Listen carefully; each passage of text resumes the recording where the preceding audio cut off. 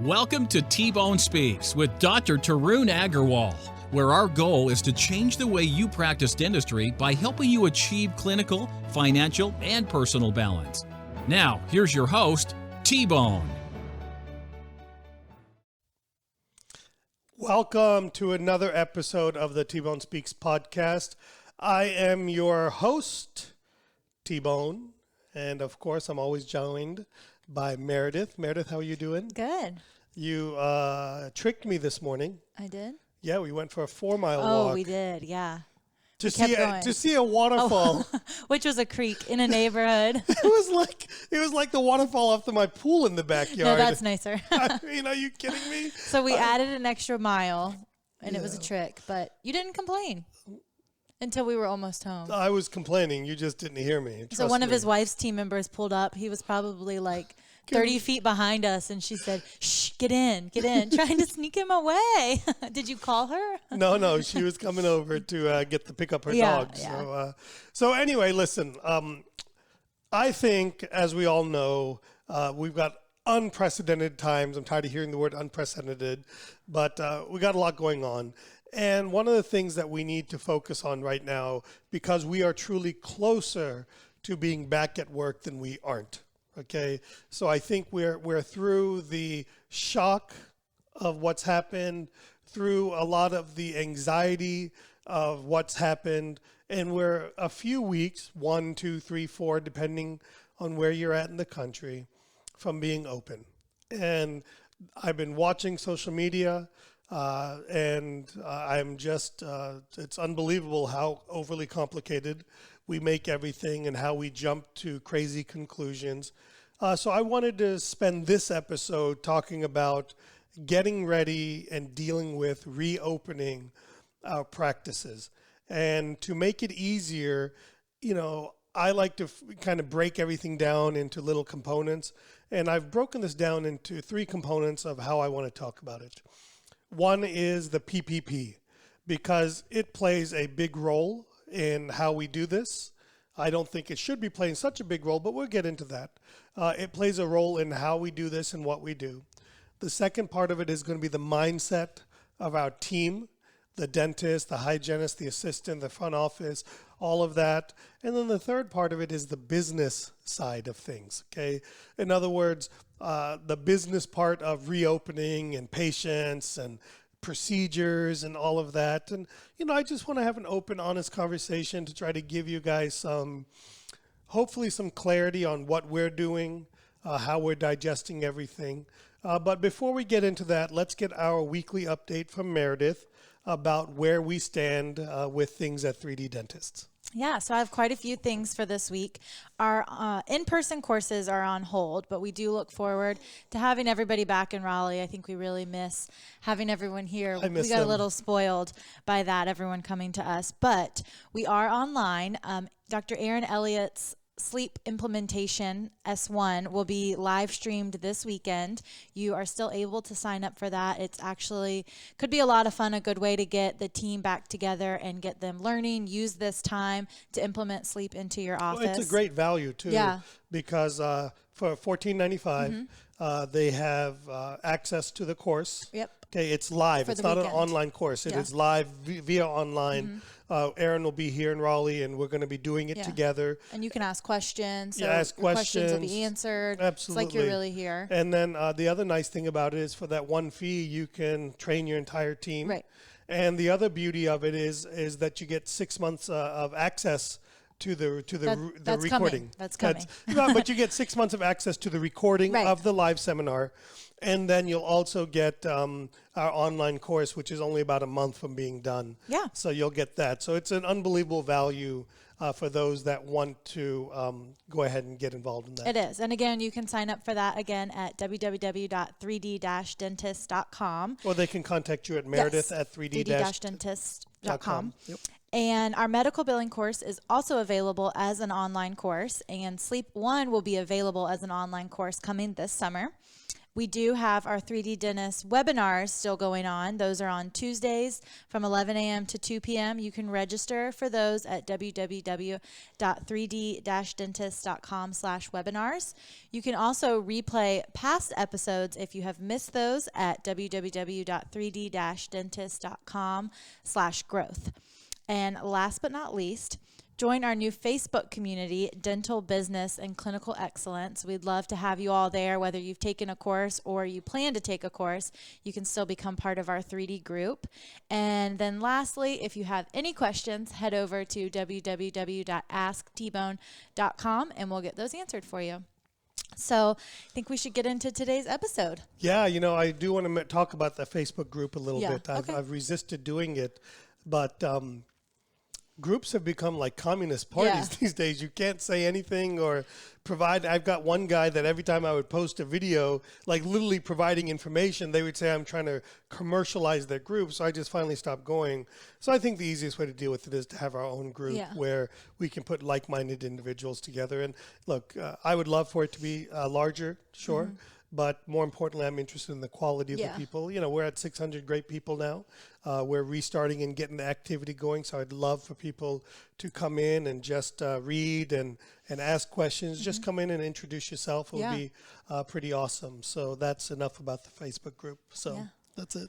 All right. Well, as we're preparing to reopen, we have a few things we wanted to talk about today with everyone. And I think we wanted to begin with probably the most commonly asked thing is the PPP. Yeah. I want to walk around and go, the PPP. Yeah, you know me.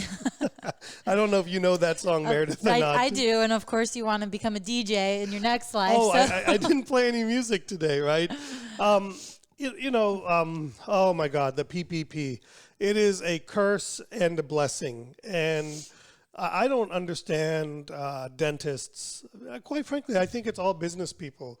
We take something and we overanalyze it, and to a certain degree, I get it. Listen, we got nothing else to do right now, and frankly speaking, none of us know the answers, and frankly speaking, the people that made the damn law don't know the answers either. So the PPP will affect kind of how we do our business moving forward. Okay, so let's talk about it. I actually produced a great video that's on our YouTube channel that you can watch. And it's also in our Facebook group, Dental Business and Clinical Excellence, where you can watch, where I kind of simplify the PPP, go through some of the basic facts. Now, there are things you can do that are questionable, morally acceptable or not. Things like suddenly putting your kids on payroll and using that. And, look, I don't want to get into some of those things because I think that pushes the envelope and pushes the limit, and I'm not really that type of person. But I do want to talk about some important parts of the PPP and some other things related to. I think the biggest thing, Meredith, is probably competing with unemployment. Yep, that was what I was going to say too. Yeah, we get a lot of people asking about that. What's your thoughts on competing with unemployment? Because you're not unemployed. I think, you could in a theory, you could make slightly less than you make now and do nothing. And sit at home. Right. I'm not one to sit at home. I think that. I don't think I could. So I think most of our team, they're ready to get back to work. Yeah. I think most team members, except for the ones who have concerns, are ready to get back to work, or they may not be a right fit. Well, I think maybe I can understand if you have team members that make a little. Right. Okay, so like if you're a business, a sterilization tech maybe. Well, if you're a business that's built around people that are making minimum wage to $10 an hour, I can understand how this is a big problem. Right. Now in the Raleigh market, maybe this is different from all over around the country, but in most markets, dental team members make in that $14 to $22 an hour ballpark, and maybe a little bit more. And so, unemployment is pretty equivalent to what they're making. And the risk, I think, and what we have to really talk to team members about is the risk of allowing team members to stay on unemployment is that we have to replace our team members. So they risk not having their job when they come back. And I think it's important to have a honest, empathetic discussion with team members. And Meredith, you witnessed one of those conversations yesterday or the day before with one of my hygienists. Right. And you made a comment without me asking that was probably a very good conversation to have. Yeah. Talk to me about that. It was good because it was one-on-one.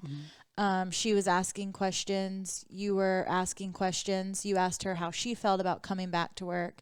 She asked you if we went in phases, how would that work? Right. By seniority, by whose patients it is, that kind of thing. So I think it really cleared a lot of things up. Yeah, and I think selfishly, I think communication, and it made you feel good, I think, because she was like, you said, I see a lot of hygienists are not wanting to come back right now. What are your concerns? And before she even had concerns, what did she say? You'd never hear me say that. Yeah. Right? Well, I think it's also good for me because some of these fears are our own fears. Right. Like I fear that my team members don't want to come back, but when you kind of broach that subject and before you even finish, like, oh no, I'm ready to come back, it makes you more confident that like this is a person I can count on. Right. Okay, this person is ready to come back and stuff like that. Well, I mean, think about the hours we spend at the office, right? Yeah. That's like our second home. It's probably right now they want it to be the first home. Right. And like our office is still open because your wife is a psychiatrist, so the doors are unlocked. It's still there. A few days a week, people are in there checking, keeping the business running, right? That's correct. So some of the other team members have just shown up, right? Just stopped by. Oh yeah, I mean that's what you're used to going every day, right? Yeah. So I mean, even some days we just go in. Right? Well, it's the culture we want to create, right? Right, the culture we want to create. The other thing is this PPP kind of brings in another aspect, and I want to address this.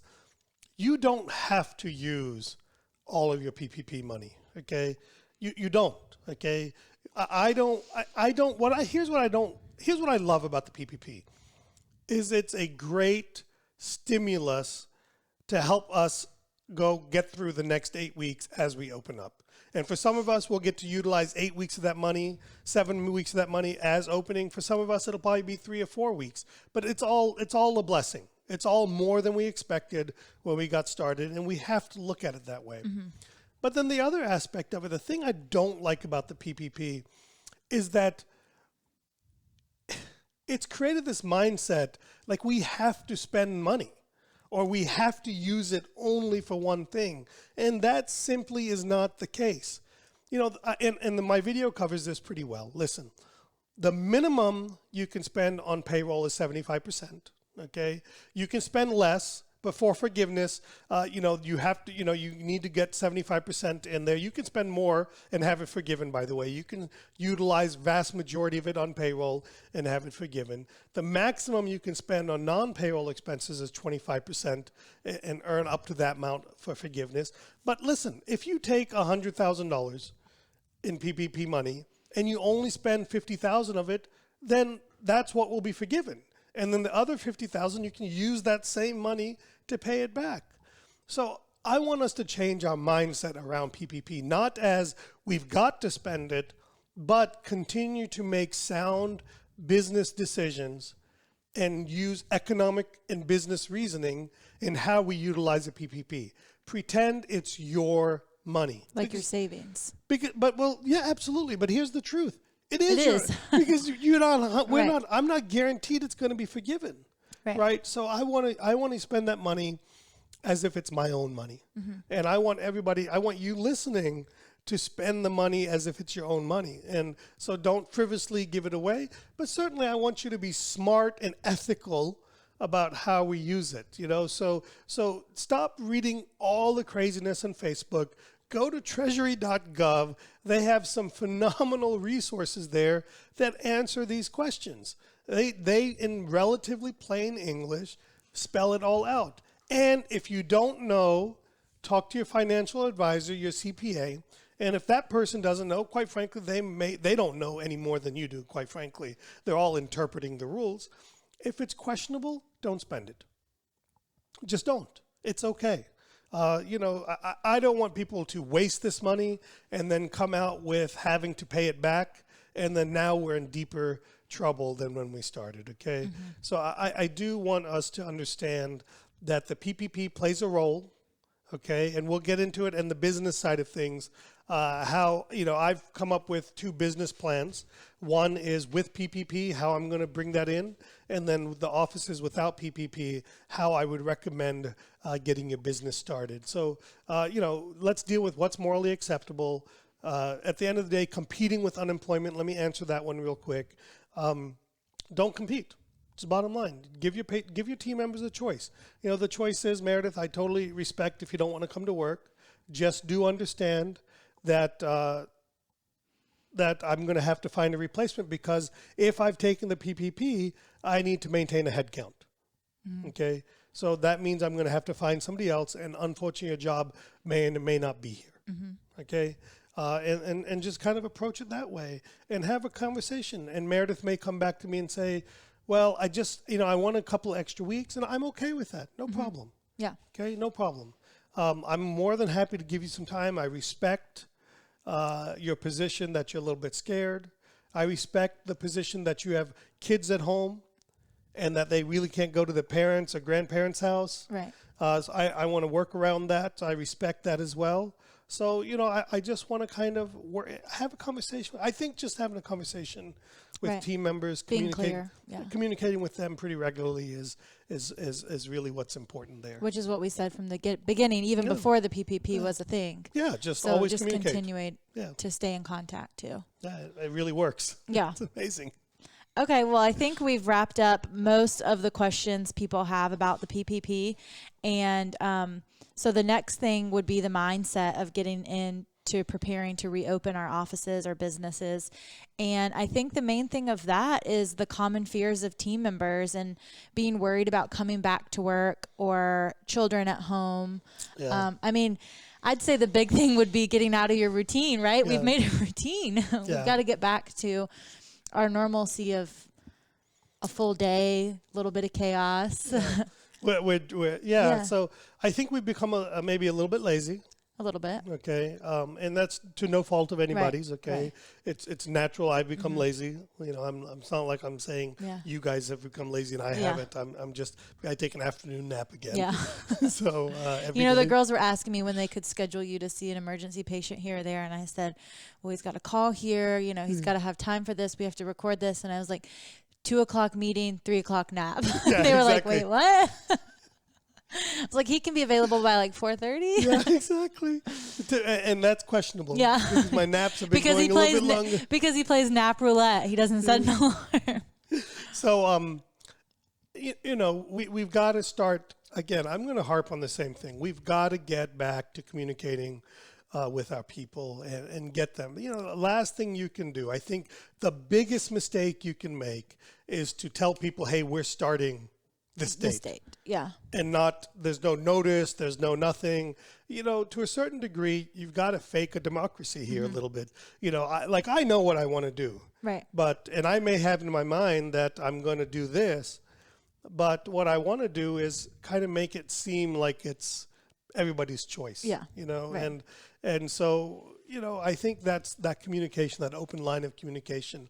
And I think really they're probably, and then part of it's also understanding what are the concerns your team members have. Some concerns. One is money.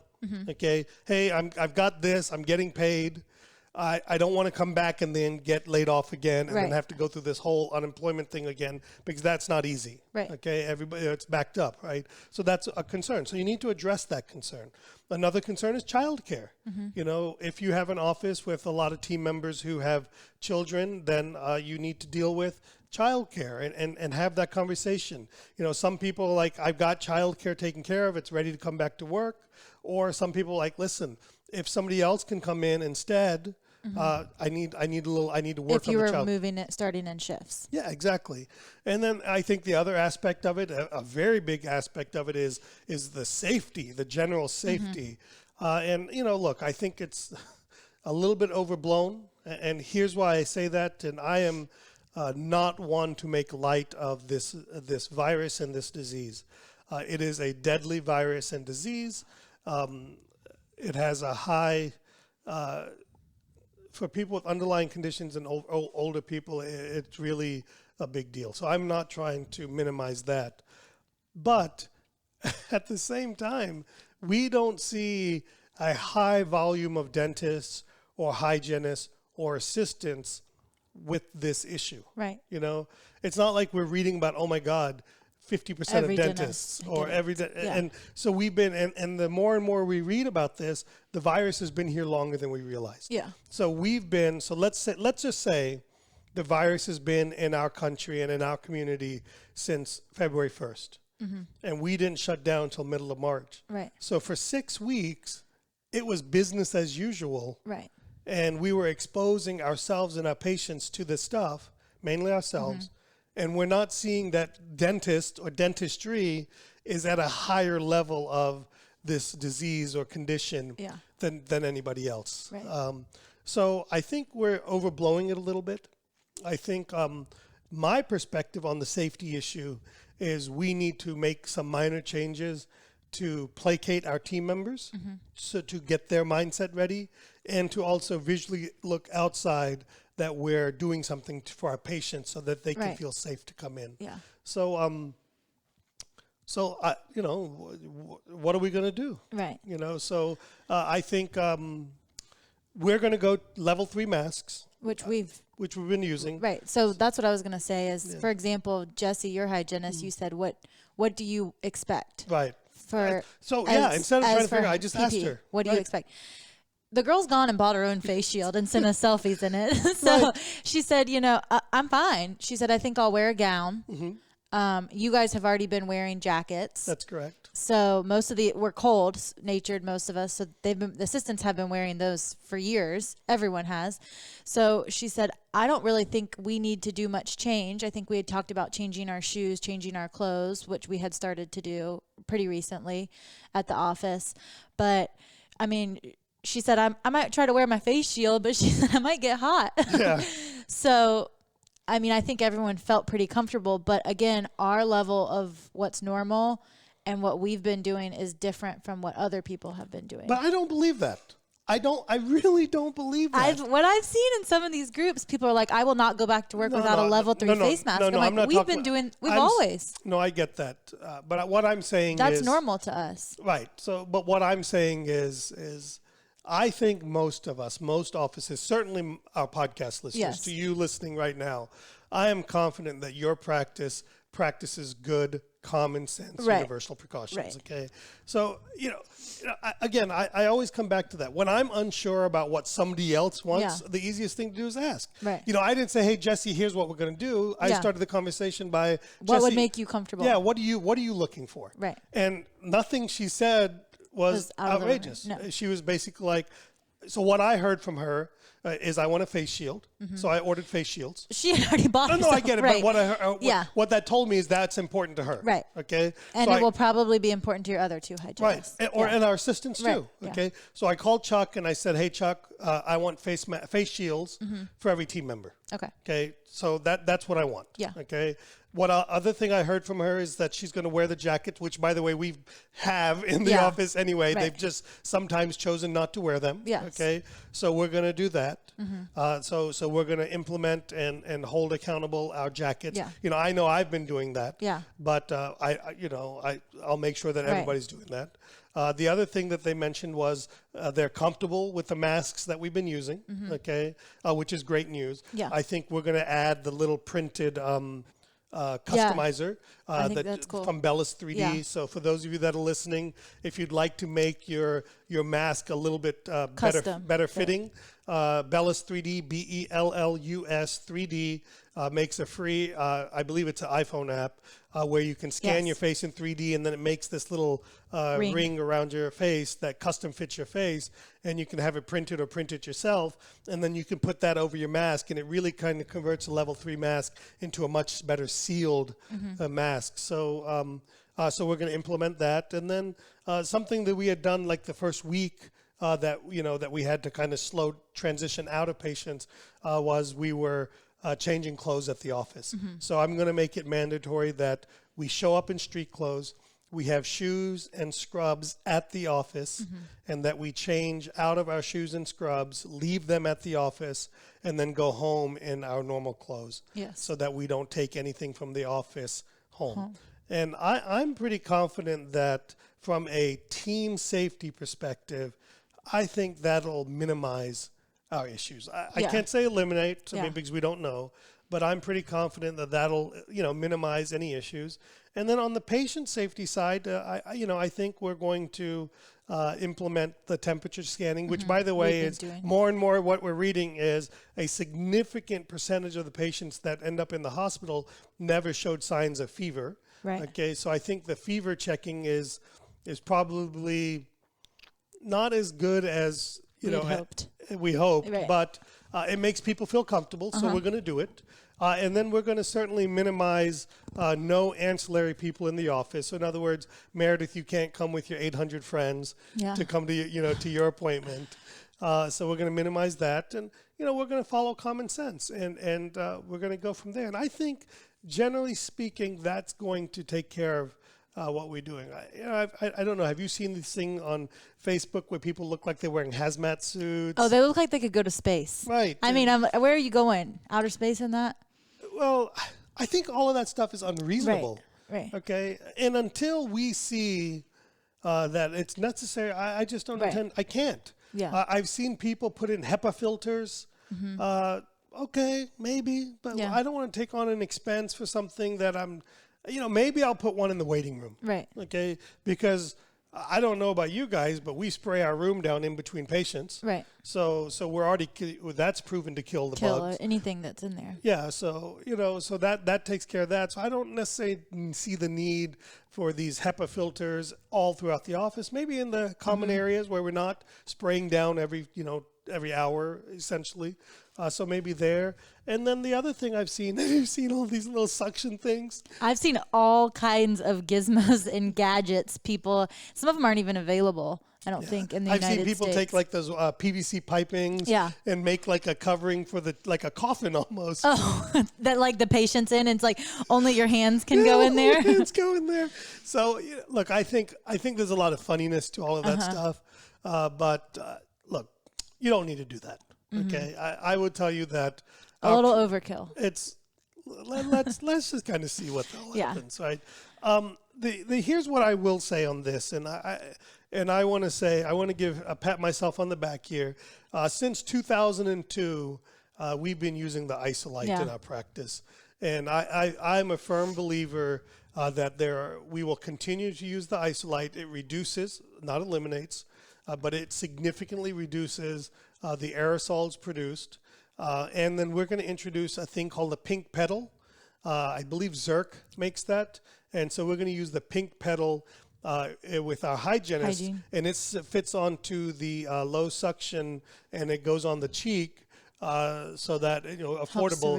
And it, again, helps to reduce aerosols and helps to suction up all the stuff with hygienist. Probably, quite frankly, we should have been using it just from a convenience perspective. For some period of time anyway. So I think that's kind of the general safety things that we're going to implement in our practice, and then we'll go from there. I'm not going to do disposable gowns. Right. I think that our stuff will work, and we're going to kind of go and see from there. And ultimately, and this kind of leads us into the next thing, is ultimately our patients are going to decide what we do. Right. I was going to say, so we've taken care of the safety for our team members, for our patients. So really what gets back to how many team members are on board is how many patients we have. Yeah.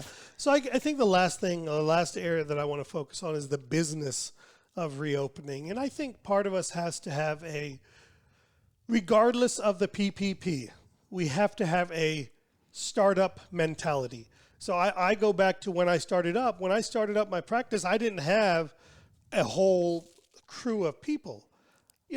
Listen, the ultimate decider in how busy we're going to be and how many team members we need is our patients. Okay? And the easiest way to do that is to pick up the phone, call your patients, and say, we have you scheduled on May the 15th for your cleaning. We wanted to find out if you intend to come to your appointment, if you feel comfortable coming. Let me tell you what we're doing on our end to make you comfortable. And then let the patient choose.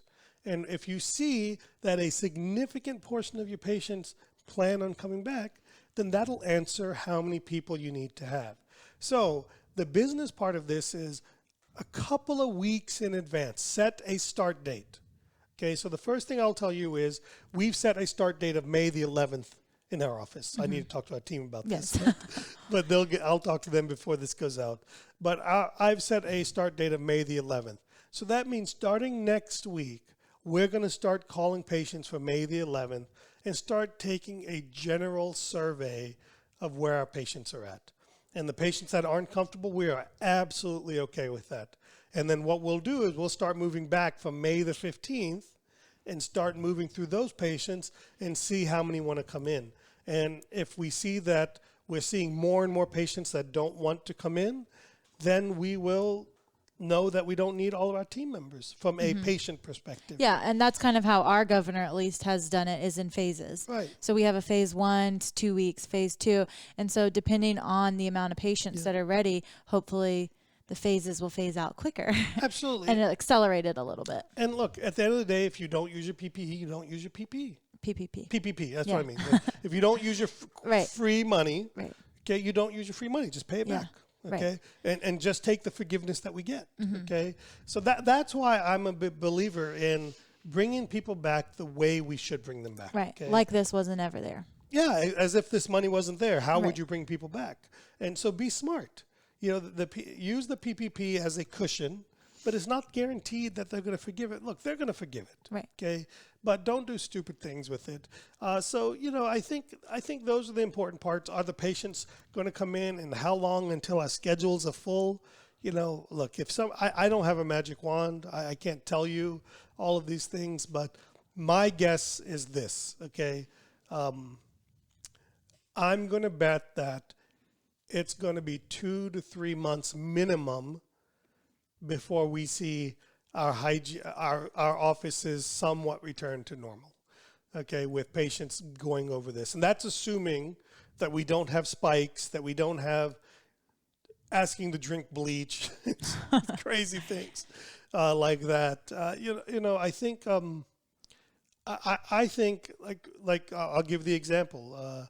We had several of our orthodontic patients that said they were unhappy about us postponing them when we first started, within the first couple of weeks, when, you know, if we wanted to, we could see patients, but we were pretty front end on cutting our patients down. But then we reached out to some of those patients because I'm starting to get a little bit more lax, and I've, you know, at this point, people that have it will show the symptoms. We're starting to see the light at the end of the tunnel. Absolutely. So I'm kind of trying to bring some people in, and, you know, I don't want their cases to go awry. And it was amazing. We called 15 patients, and only 2 were okay with coming in and wanted to, you know, continue to move forward with their orthodontic therapy and, you know, continue to change trays and stuff. The rest of them said, I'm afraid. I don't want to come in. And so I get it. Okay. And maybe some of that mentality and mindset's going to change as your governors open up your states and eliminate the stay-at-home order or reduce it. So ultimately, our patients are going to be the decider. I want to stress this, because this is important. I want you to be fair, upfront, and honest to your team members. I think the worst thing you can do is bring people back because of the PPP and then let them go or furlough or lay them off 2 to 3 weeks later. Because going back through and getting on unemployment is not easy. So have that conversation. Which team members are ready to come back and chomping at the bit? Bring them back. The other ones, have that conversation. You know, I think it's just about being very transparent and open with your team. And quite frankly, be loyal to them too. If they're not ready to come back, start with what you can. Just let's say plain and simple. Because I think we're overestimating how many patients want to come back and start having dentistry done. They'll say they want to, but I think when push comes to shove, they're going to have some hesitations. And quite frankly, these things can change overnight with one news conference, with one news report, with any of these things. So I want us to be prepared and ready for the different challenges. So if you have PPP, you can be a little bit more judicious in how many people you bring back.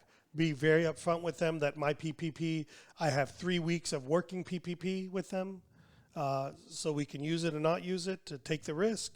Or if you don't have PPP, just it's your money. Spend it wisely and calmly and with good business and economic sense. And I think that'll take care of so much of this for each other. Meredith, anything else? No, I think that sounds good. It looks like a lot of people, their teams are ready to get going. And I think that's we're ready good. to get going. I mean, sure. Yeah. I'm dying to get going. You know, I want 3D to start working. I'm ready to start seeing. You know, I thought I didn't want to see a lot of patients. I thought like, maybe I don't want to work as hard. But then I went in yesterday and I had interaction. It's nice to be back, right? I had some interaction saw some emergencies. I had some interaction with team members, some patients. And you're like, oh, I'm really good at this. Yeah, not even that. It's just more that I'm like, God. It's what you do. Right. Like I want to talk to somebody other than you and my wife. I'm like, every day I'm like, are you sick of me yet? Are you sick of me yet? Not yet. Not yet.